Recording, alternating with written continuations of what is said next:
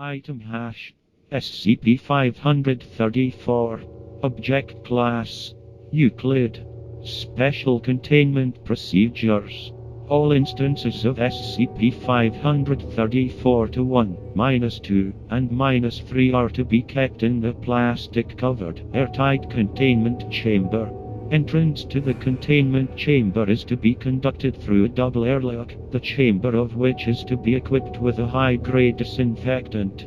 With the exception of testing, all personnel entering SCP-534's containment chamber are to wear Class 3 biohazard suits.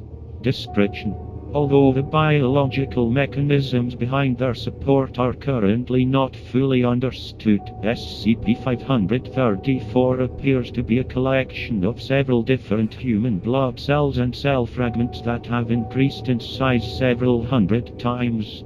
The components of SCP-534 have been placed into three different classifications.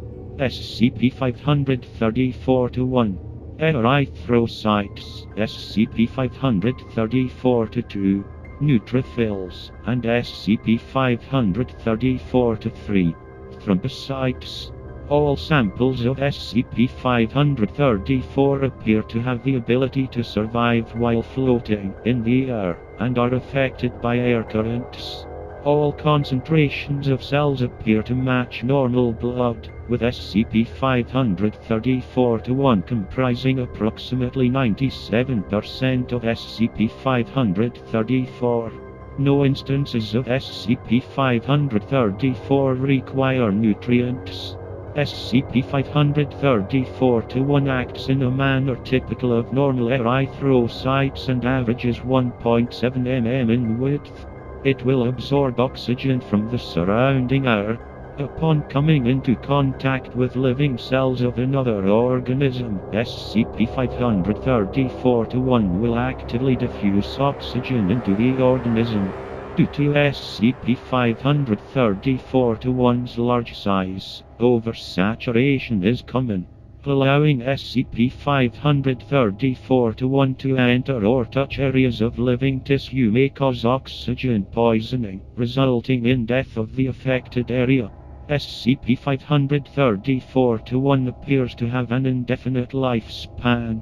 SCP-534-2 is typically 2.2 mm across and will perform phagocytosis upon any foreign organic material it comes into contact with.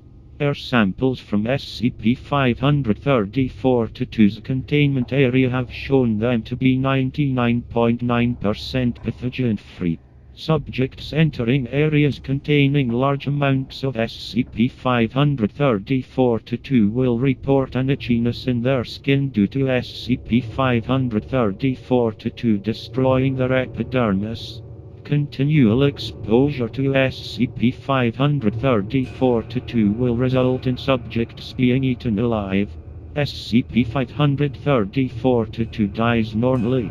The remaining mass is eaten by other instances of SCP-534-2. SCP-534-3 is generally 0.5 mm across.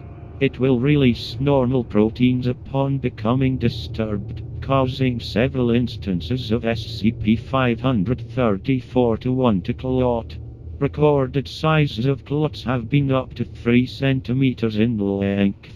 Subjects who stay in an area with a large amount of SCP-534-3 and SCP-534-1 will become covered in clots within 1 hour.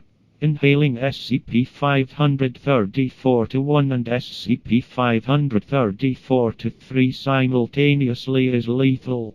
Like SCP-534-1, SCP-534-3 appears to have an indefinite lifespan.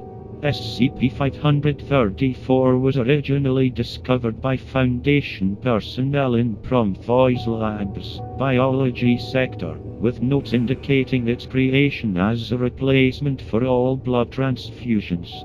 Although SCP-534-2 was multiplying rapidly, SCP-534-1 and SCP-534-3 are unable to reproduce and were in limited quantity.